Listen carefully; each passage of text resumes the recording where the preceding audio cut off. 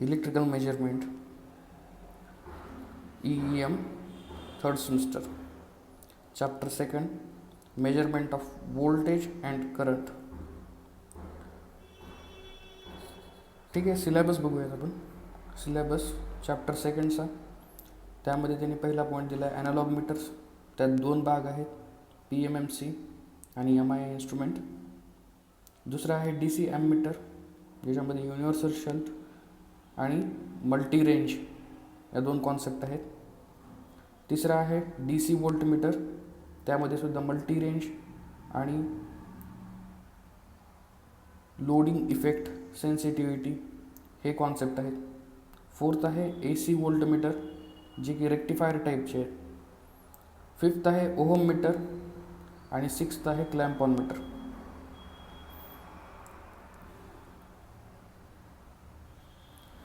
सगळ्यात महत्त्वाचं तुम्हाला काय पाहिजे की इलेक्ट्रोमॅग्नेट आणि परमनंट मॅग्नेट. मॅग्नेट म्हणजे काय? लोहचुंबक. कधीही लक्षात ठेवून द्या, इलेक्ट्रिकल इंजिनिअरिंगमध्ये मॅक्सिमम काम इलेक्ट्रोमॅग्नेटचं असतं, परमनंट मॅग्नेटचं नसतं. या दोघांमध्ये डिफरन्स आपण समजून घेऊयात. आपल्या घरी जो ब्लॅक कलरचा मॅग्नेट असतो तो परमनंट मॅग्नेट असतो, आणि जो आपल्या इलेक्ट्रिकल इंजिनिअरिंगमध्ये ट्रान्सफॉर्मरमध्ये वापरला जातो तो असतो आपला इलेक्ट्रोमॅग्नेट. ठीक आहे, दोघांमध्ये डिफरन्स काय आहे समजून घेऊयात. परमनंट मॅग्नेट हा असा असतो की तो एका मटेरियलपासून बनवलेला असतो, जो की मॅग्नेटाईज तयार केला जातो आणि नंतर एक ठराविक काळासाठी, जे की लांब वेळ असतो की 4-5 वर्षासाठी तो काय करतो, स्वतःचं मॅग्नेटिझम टिकवून ठेवतो. ओके, ह्याला म्हणतो आपण परमनंट मॅग्नेट. इलेक्ट्रोमॅग्नेट कसा असतो? इलेक्ट्रोमॅग्नेटमध्ये हे जे सिलेंड्रिकल टाईप दिसत आहे तुम्हाला, हा असतो तुमचा एक आयरनचा सोलेनॉइड. आयरनचा रॉड नाही म्हणत त्याला, आपल्याला सोलेनॉइड मिळत असतो इलेक्ट्रिकल इंजिनिअरिंगमध्ये. आता ह्या आयरनच्या सोलेनॉइडमध्ये आपण काय करतो, वरच्या साईडनी अशी एक वाइंडिंग, ही कॉपरची वाइंडिंग असते, म्हणजे गुंडाळलेली असते अशी वायर, ही गुंडाळलेली असते. आणि नंतर या कॉपरच्या वाइंडिंगला आपण काय करतो, बॅटरीने सप्लाय देतो दोन्ही टोकांना. ज्यावेळी ही प्रोसिजर पूर्ण केली जाते त्यावेळेस ही जी वस्तू असते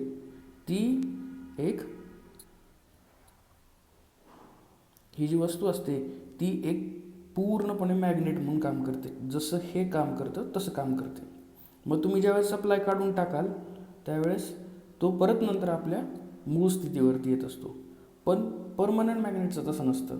परमनंट मॅग्नेट एकदा जर त्याच्यामध्ये मॅग्नेटिझम टाकून दिलं की तो कॉन्स्टंटली काही काळासाठी परमनंट मॅग्नेट एक मॅग्नेट म्हणून वर्क करतो. मग त्याच्या ॲक्रॉस तुम्ही काही लावा न लावा काही फरक पडत नाही, पण ह्याच्या ॲक्रॉस तुम्हाला सप्लाय द्यावा लागेल. इलेक्ट्रोमॅग्नेटच्या ॲक्रॉस तुम्हाला सप्लाय द्यावा लागेल. जर तुम्ही सप्लाय दिला नसेल तर तो मॅग्नेट म्हणून काम करणार नाही. And electromagnet is a type of a magnet in which magnetic field is produced. शब्दांकडे लक्ष द्या. Magnetic field is produced, magnetised हे 2 शब्द वेगवेगळे आहेत. प्रोड्यूस करणे याच्यामध्ये प्रोड्यूस केली जाते आणि याच्यामध्ये मॅग्नेटाइज केलं जातं. By and electric current the magnetic field disappears. Disappear म्हणजे नाहीशी होणे. When the current is turned off. Current आपण काढून टाकला तर ते टर्न ऑफ होऊन जाते. Electromagnets usually consist of wire wound into a coil. Okay, आता एक गोष्ट लक्षात ठेवून द्या की इलेक्ट्रोमॅग्नेटिक इंडक्शन किंवा आपल्याला बेसिक समजून काय घ्यायचं आहे, 2 पद्धती आहेत आपल्याला समजून घ्यायच्या की यांचा वापर कसा होतो. आता बघा, समजा मी जर एक परमनंट मॅग्नेट ठेवून दिला, हा परमनंट मॅग्नेट आहे, त्याचा N पोल आणि त्याचा S पोल, आणि याच्यामध्ये जर मी एक इलेक्ट्रोमॅग्नेट ठेवून दिला, इलेक्ट्रोमॅग्नेट. ओके, आता हा जो इलेक्ट्रोमॅग्नेट आहे, ज्यावेळेस त्याच्यातून करंट जाईल, तो बॅटरीतून जाऊ द्या किंवा कुठूनही सप्लाय जर घेतला तर आपण ते जाऊ शकतो. आता याच्यातून ज्यावेळेस सप्लाय जाईल त्यावेळेस काय होईल, इथे एक मॅग्नेटिझम तयार होईल. बरोबर आहे. ऑलरेडी आपल्याकडे अजून एक मॅग्नेटिझम आहे, हे एक मॅग्नेटिझम आहे स्वतःचं. म्हणजे दोन मॅग्नेट एकमेकांच्या जवळ ठेवले तर ते काय रिॲक्ट करतात, एक तर ते अट्रॅक्ट होतील किंवा रिपल करतील. रिपल म्हणजे ढकलणे, अट्रॅक्ट म्हणजे आकर्षित करणे. तर एकतर हे अट्रॅक्ट करतील किंवा रिपल करतील. पण हे दोन्हीही गोष्ट म्हणजे अट्रॅक्ट होऊ द्या किंवा रिपल होऊ द्या, हे दोन्ही गोष्ट काय आहे, कशाशी संबंधित आहेत, कशाचा भाग आहे, फोर्सचा भाग आहे. म्हणजे याच्यावरती ते कशा ना कशा प्रकारे फोर्स लावलं जातं. मग आपल्या इथं काय असतं की असे दोन मॅग्नेट दिलेले असतात, एक मॅग्नेट असतो असं साईडला आणि याच्यामध्ये कॉईल अशी बाउंड केलेली असते सी. ही कॉईल अशी एका ठिकाणी फिट करून दिलेली असते आणि याला गोल फिरण्यासाठी मुभा दिलेली असते. या पॉइंटर इथे एक पॉइंटर लावून दिला जातो. ही जी स्पिंडल असते या कॉईलच्या वरती हा जो स्पिंडल असतो तो काय असतो, इथे एक पॉइंटर लावला जातो. ठीक आहे. तर हे झालं तुमचं परमनंट मॅग्नेट, PMMC झालं. आता तुम्हाला काय शिकायचं आहे, आता तुम्हाला शिकायचं आहे MI इन्स्ट्रुमेंटचं. आता MI म्हणजे काय, मूव्हिंग आयरन इन्स्ट्रुमेंट असतं. तेही एकदम सिंपल. ते काय करतात, इथं आपण दोन परमनंट मॅग्नेट वापरले, परमनंट मॅग्नेट वापरायचे नाही.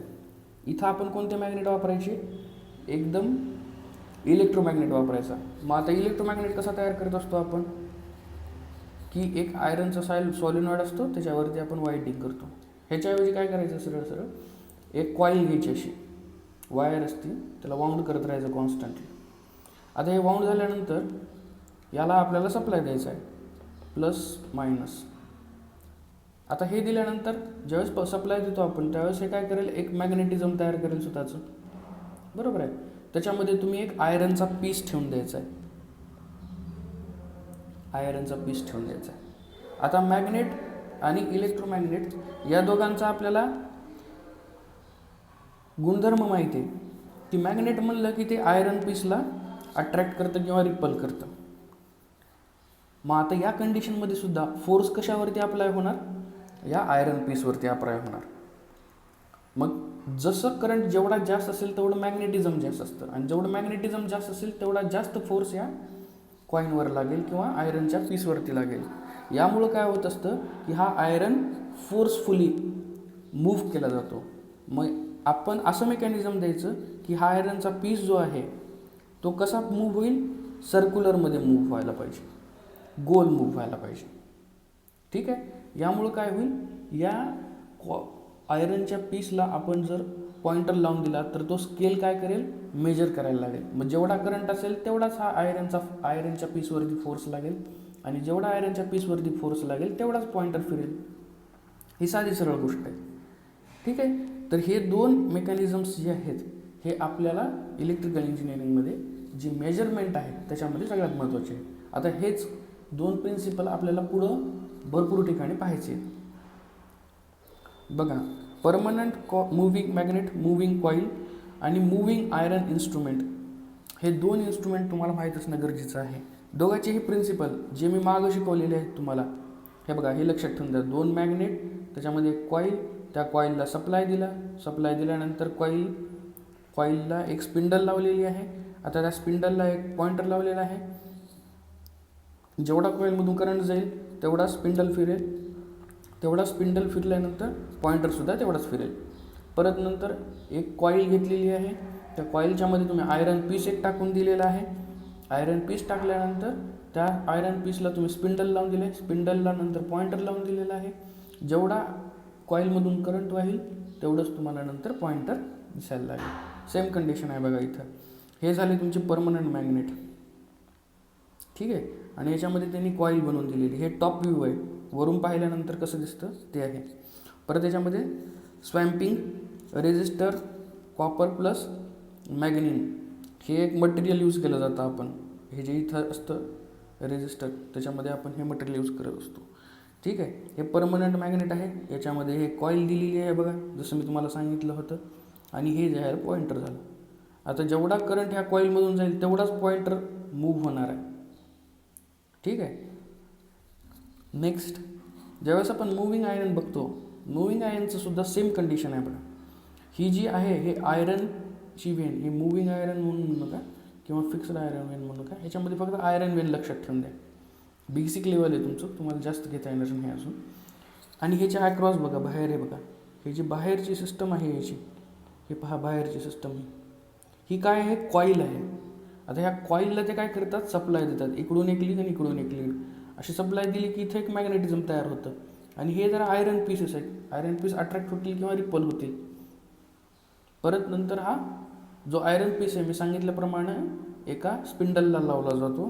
हा तो स्पिंडल आहे आणि या स्पिंडलला नंतर पॉइंटर कनेक्ट केला जातो. मग हा पॉइंटर तुम्हाला आकडे दाखवतो 1 2 3 4 5 etc. सेम कंडिशन दोन्हीमध्ये आहे आणि दोन्हीचंही प्रिन्सिपल आपण पाहिलेलं आहे. नेक्स्ट, परमनंट मॅग्नेट मूव्हिंग कॉईलचा सुद्धा एक भाग असा असू शकतो. याच्यामध्ये त्यांनी सेंटरला काय दिलेलं आहे, कॉईल दिलेली आहे. साईडला काय दिलेले आहेत त्यांनी, परमनंट मॅग्नेट्स दिले आहेत बघा. हे तुम्ही गोलही लावू शकता, कसंही लावू शकता, हे मॅन्युफॅक्चरवरती डिपेंडंट असतं. परत ह्या रिंग्स दिलेल्या आहेत, हे स्प्रिंग कंट्रोल आहे तुमचं. आणि हा स्पिंडल दिलेला आहे, हा तुमचा पॉइंटर आहे. Same condition. नेक्स्ट, हे वाचा, हे आपलं PMMCचं इन्स्ट्रुमेंटबद्दल बोलतं.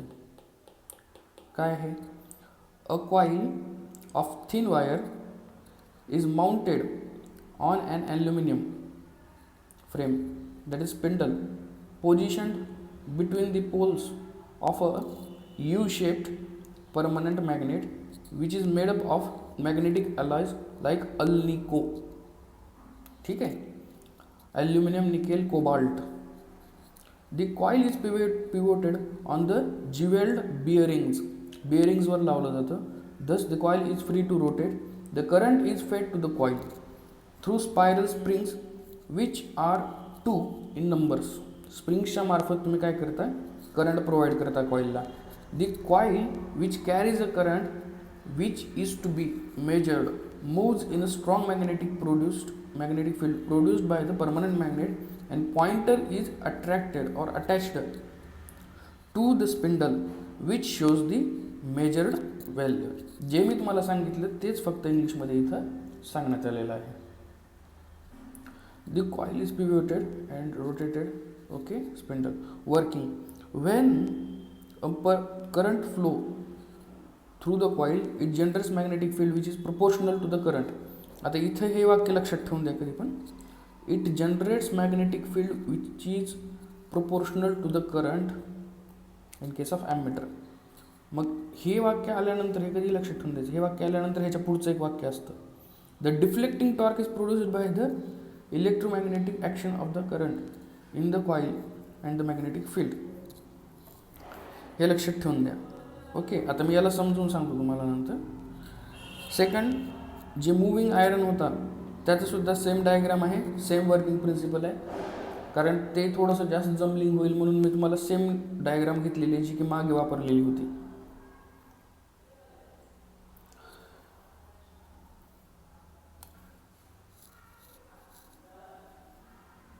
आपल्याला सगळ्यात महत्त्वाचं काय आहे की वर्किंग सगळ्यात महत्त्वाचं आहे.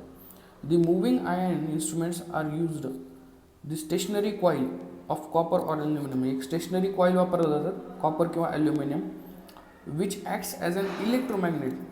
ठीक आहे, हे शब्द लक्षात ठेवून द्या, electromagnet. When an electric current passes through it, the strength of magnetic field induces by the electromagnet. म्हणजे मॅग्नेटिक फील्ड जी प्रोड्यूस केली जाईल ती इलेक्ट्रोमॅग्नेटपेक्षा, आणि ते directly proportional current passes through it. म्हणजे जे इलेक्ट्रोमॅग्नेट तयार होणार आहे त्याची क्षमता किती असेल हे ठरवण्याचं काम आपल्या करंटवरती असतं.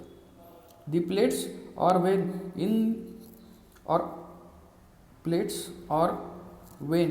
Of the iron pass through the coil increases the inductance. ठीक आहे, इंडक्टन्स वाढवतं of the stationary coil. Inductance वाढलं की समजून घ्यायचं इलेक्ट्रोमोटिव्ह फोर्ससुद्धा हळूहळू वाढत असतो. ठीक आहे, इलेक्ट्रोमॅग्नेट अट्रॅक्ट्स दी आयरन वेन. हे बघा मी काय म्हणलं की इलेक्ट्रोमॅग्नेट तुम्ही घेतलात आणि त्याच्यामध्ये आयरन पीस ठेवून दिलं तर मॅग्नेटची प्रॉपर्टी असते की तो आयरन पीसला अट्रॅक्ट करतो. The vane passes through the coil tries to occupy the minimum reluctance path. Reluctance म्हणजे काय? मॅग्नेटिक फील्डला जो विरोध करत असतो, जी गोष्ट विरोध करते त्याला आपण रिलक्टन्स म्हणत असतो किंवा रिलक्टंट ही प्रॉपर्टी. ओके, हे लक्षात ठेवून द्या. हे झालं तुमचं मूव्हिंग आयन्स. मूव्हिंग आयनचे मी एक ॲनिमेटेड व्हिडिओसुद्धा तुम्हाला पाठवून देईन, ते एकदा बघून घ्या. DC ॲममीटर. आता याच्यामध्ये तुम्हाला DC ॲममीटर हा कॉन्सेप्ट शिकायचा आहे. आता DC ॲममीटरमध्ये आपल्याला बेसिकली एक गोष्ट महत्त्वाची आहे, ती आहे इथलं न्यूमरिकल किंवा एक्सप्रेशन्स. आता इथं लक्ष द्या, या डायग्राममध्ये बघितल्यामुळं कधीही ध्यानात ठेवून द्यायचं, ज्यावेळेस पॅरलल सिस्टम असतील, हे पॅरलल आहे याच्याशी आणि हे पण पॅरलल आहे याच्याशी. ज्यावेळेस पॅरलल सिस्टम असते त्यावेळेस सगळ्यांचं व्होल्टेज सेम असते. इथं पण V असेल, इथं पण V असेल, इथं पण V आहे, इथं पण V आहे. ठीक आहे, म्हणजे तिन्हीचे व्होल्टेज जे असेल ते सेमच असेल, ते चेंज होणार नाही आहे. मग आता काय होईल, इथं जो करंट आहे पॉईंटमधला तो काय होईल, डिवाईड होईल. इकडून आलेला I इज इक्वल टू काय होईल, I1 आणि IM, ISH आणि IM होऊन जाईल. ठीक आहे, जर आपण पॉईंट 1ला किर्चॉफ्स करंट लॉ लावला, जो किर्चॉफ्स करंट लॉ काय म्हणतो, incoming current is equal to outgoing current. Incoming current is equal to outgoing current.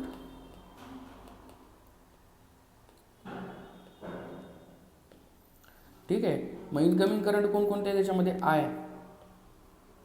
Is equal to ISH plus IM.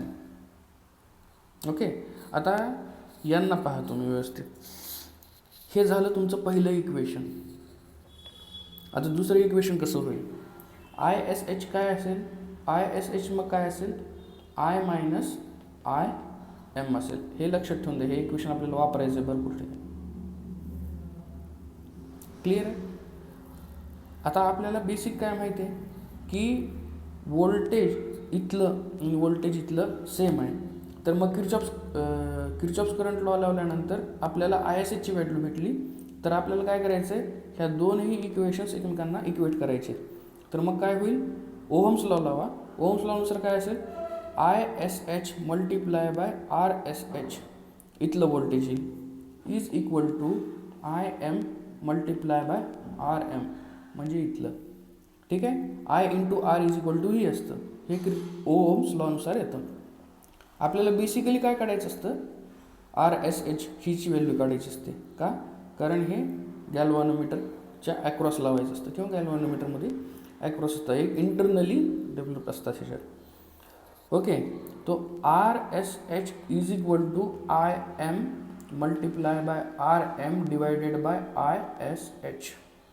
हे झालं तुमचं इक्वेशन सेकंड. आता इक्वेशन सेकंडमध्ये इक्वेशन 1 टाकून द्या. So RSH is equal to IM multiply by RM divided by ISHची value काय, I minus IM is equal to काय होईल तुमचं, याच्यामधून IM बाहेर काढायचं आहे तुम्हाला. So IM multiply by RM डिनॉमिनेटरमधून IM बाहेर काढलात तर काय होईल तुमचं, I divided by IM minus 1 होऊन जाईल. So IM gets cancelled. So RSH is equal to RM divided by I divided by IM minus 1. हे जे तुमचं I divided by IM minus 1 आहे, हाच तुमचा मल्टिप्लाइंग फॅक्टर आहे. आता हे सर्व करण्याचं कारण काय, मल्टिप्लाइंग फॅक्टर काढण्याचं कारण काय, कुठलंही जर ॲममीटर असेल तुमचं, जर त्याची रेंज वाढवायची, रेंज म्हणजे काय, समजा हे एक ॲममीटर आहे, या ॲममीटरची 0 to 10 अँपियर एवढी रेंज आहे. तर या रेंजला आपण वाढवू शकतो का, हो वाढवू शकतो. हे कसं वाढवणार आपण, हे मल्टिप्लाइंग फॅक्टरचा वापर करून आपण RSHची व्हॅल्यू काढायची. ज्यामुळं काय होईल की आपण या ॲममीटरच्या ॲक्रॉस एक जर एक्सटर्नल बाहेरचा रेजिस्टन्स लावून दिलात तर काय होईल, याची रेंज आपल्या मताप्रमाणे किंवा आपल्या म्हणण्याप्रमाणे 0 to 100 ॲम्पियर होऊ शकते. एकदम ॲक्युरेट व्हॅल्यू आपल्याला काढता येऊ शकते. हे आहे पर्पज या पूर्ण इक्वेशन्सचं.